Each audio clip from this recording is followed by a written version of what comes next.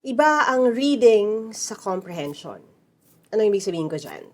That's what we're going to talk about today. This video is brought to you by the Team Lyqa review books. More about those later. Hi there and welcome to Team Lyqa, where I try to help you prepare better for your next exam. And dahil malaking part ng kahit anong exam, ang comprehension, ang pag-intindi ng binabasa, ang pag-intindi ng tanong para mahanap mo ang tamang paraan to get to the answer. Pag-usapan natin ang isang way for you to improve when it comes to that. Side note lang that this is a simplification. It's my way of distilling some of the papers that I've read when it comes to improving someone's comprehension. Okay? Hindi siya one-size-fits-all solution sa lahat, but I'm hoping for the ones who will try to use this will help them.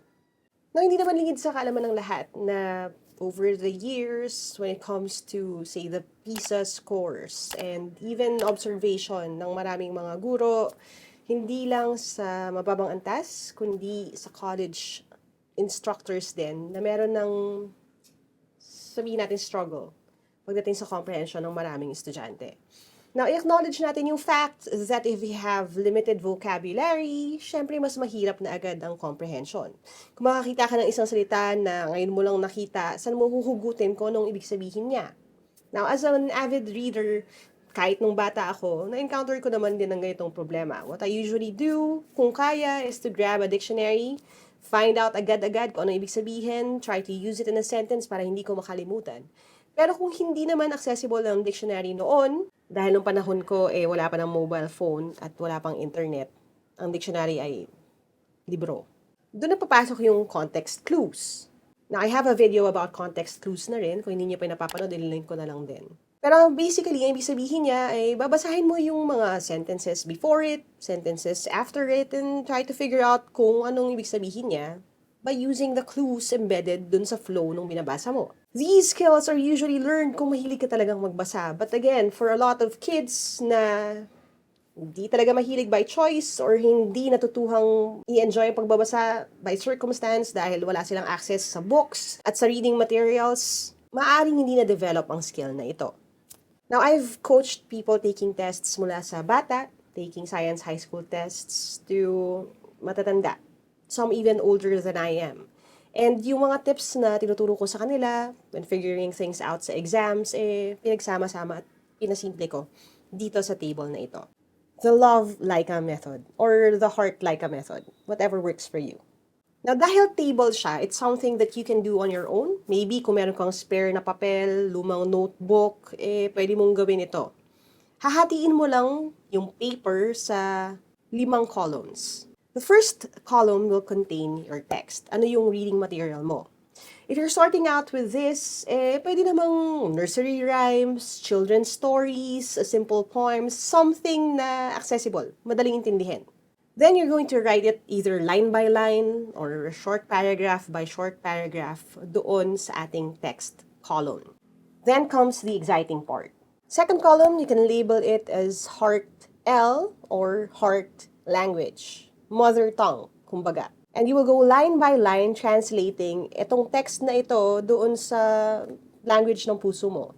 Sa wika na kinagisnan mo, pinaka-komportable ka. Na para makita natin to in action, gamitin natin yung Jack and Jill na nursery rhyme. So the first line goes, Jack and Jill went up the hill. Kung sasabihin ko siya in my heart language, gamitin natin ng Filipino, and simpleng Filipino at that ha, pwede kong sabihin na sina Jack at Jill ay umakyat sa hill or burol. And then I'm done with that line. You can move to the next line to fetch a pail of water. So upang, and again, hindi kailangan strict, kailangan mo lang sabihin kung saan ka komportable para kumuha o mag-igib ng isang timbang tubig. Jack fell down, nahulog si Jack. Pwede ko rin sabihin siguro nadulas si Jack. And broke his crown. This is where it gets tricky. Kasi ano ba yung crown? Now, sa simpleng salita, ang crown ay corona. Pero hari ba si Jack? Parang hindi naman natin yun alam. Dito na magsisimula na maging interesante itong process na ito. Kasi you can use a dictionary to figure out kung ano ba talaga ang crown na ito. At na basag or nalamatan ang kanyang ulo o bungo. Kasi ang crown can mean yung corona or yung pinakatuktok ng iyong skull or ng iyong bungo. Again, kung may access naman sa dictionary, pwede ninyong hanapin kung ano yung sagot. Or, if you want to challenge yourself even further, hulaan mo muna, tapos mamaya mo na i-check. Ang importante, tinatapos natin yung buong nursery rhyme or yung buong passage. Last line, and Jill came tumbling after.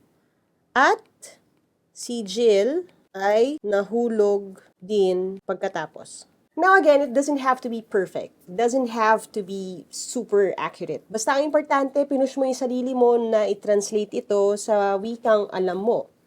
Sa wika ng puso mo. Sa iyong heart language or heart L.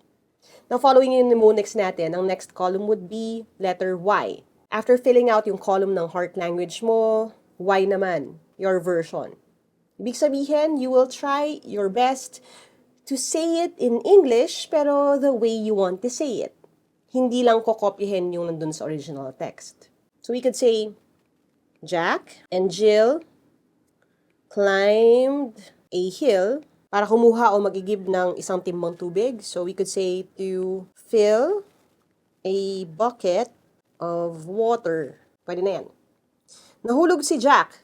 So, Jack slipped and fell down the hill.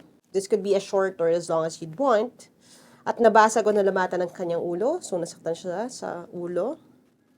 And hurt himself or hurt his head. At si Jill ay nahulog din pagkatapos. So, Jill also fell down the hill. Now, dahil meron na tayong unang tatlong columns here, the original text, your heart language or heart L, your version or the Y, mas malalim na, mas klaro na sa atin yung nangyari dito. Now, of course, sa future, hindi naman nursery rhyme ang gagamitin ninyo.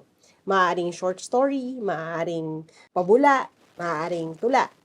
And actually, if you stick until the end of the video, I'm going to flash the screen, isa sa mga exercises na pwede ninyong gawin. Nakaganitong format na rin siya. Now, this is also a great opportunity for me to talk about the review books. So if you want more practice questions, if you want more exclusive techniques, and yung mga explainers ng mga speed methods na ginagamit ko pag ako nagtitake ng exam, you can go ahead and get your own copy of the practice test booklets and the workbooks m.me/Team Lyqa. We ship all over the country, so if you're interested, message us on Facebook para malaman niyo kung paano kayo makakakuha ng inyo. Meron na tayong heart, L, Y. Next, Q. Ano yung Q? Q is question. Ibig sabihin, you will come up with certain questions tungkol sa bawat linya na na-translate mo na. Dito ko nasasabihin na itong mga question na ito ay maaring ikaw mismo ang gumawa. O kung kayo naman ay may bata sa bahay or may tinutulungan na mag-improve ang comprehension skills, you could come up with questions, tapos sila na lang yung sasagot. Pero mas maganda pa rin talaga kung ikaw mismo yung magtatanong. It develops yung skill ng critical thinking kapag nagbabasa tayo, lalo na sa exams. We tend to just read things kasi and then assume na naiintindihan na natin yon. Pero upon further questioning, marirealize mo na you made assumptions pala. Ito yung isa sa mga dahilan kung bakit marami ang nahihirapan sa conclusions and assumptions. Hindi nila ito ginagawa. By forcing yourself to question the content, to come up with questions about details dun sa binabasa mo, mas lalalim yung understanding mo sa text. For example, sa ating first column, we ask who are the people mentioned, where did they go? To fetch a pail of water, para makagawa ng tanong, we say, why did they go there? And you do it for the entire passage. Now, tapos na tayo sa heart, L, Y, at Q. Now, doon na tayo sa A. I think by now, medyo obvious naman. Kasi kung meron kang questions, meron dapat answers. So again, kung bata yung tinuturuan, pwede ninyong gawin yung question column, tapos let them answer. Or kung kayo mismong gumagawa, you do both columns ng question and answer. So we go, who are the people mentioned? And dahil, hopefully malinaw na, dahil na-translate mo na siya in your heart language and in your own English words, alam mo na agad, ang mga people mentioned are Jack and Jill. Where did they go? Well, up the hill. Why did they go there? To fetch a pail of water or to get water na lang. What happened to Jack? Jack fell and got hurt. What did Jack break? His skull or his head. And who fell first? Well, it was Jack, followed by Jill. Now, forgive my handwriting. It's really not the point dito sa conversation na to. Ang punto dito is the process. By following yung heart LYQA, heart language, your version, question, and answer, it trains your brain to have a fuller experience whenever you read something. Now, ano nang gagawin natin dito sa table na ito, dito sa process na ito? I challenge you to go out there in the real world. Find texts, find stories, poems, find anything that you are interested in, and then do itong 5-column na table na ito, and then go line by line. At hopefully, mas magiging klaro sa inyo yung gusto ninyong intindihin. Now, I did promise na sa dulo ng video ay bibigyan ko kayo ng libreng exercise. Naka-table na siya na format. You can print it out. You can answer it by yourself. And there should be a QR code flashing here that you can scan to get to the website, or you can find the links kung saan man siya lalabas dito sa video na ito. Now, dagdag ko na rin na if you are taking on this challenge and gusto niyo siyang ipagawa sa mga estudyante ninyo sa bahay, gusto niyo siyang gawin yourself, and you want to share your experience with me, go ahead and tag me sa aking mga social media accounts at LYQA Maravilla or at Team Lyqa para makita namin ng aming team kung ano yung mga sagot ninyo. Going back to what I said earlier, iba ang reading sa comprehension.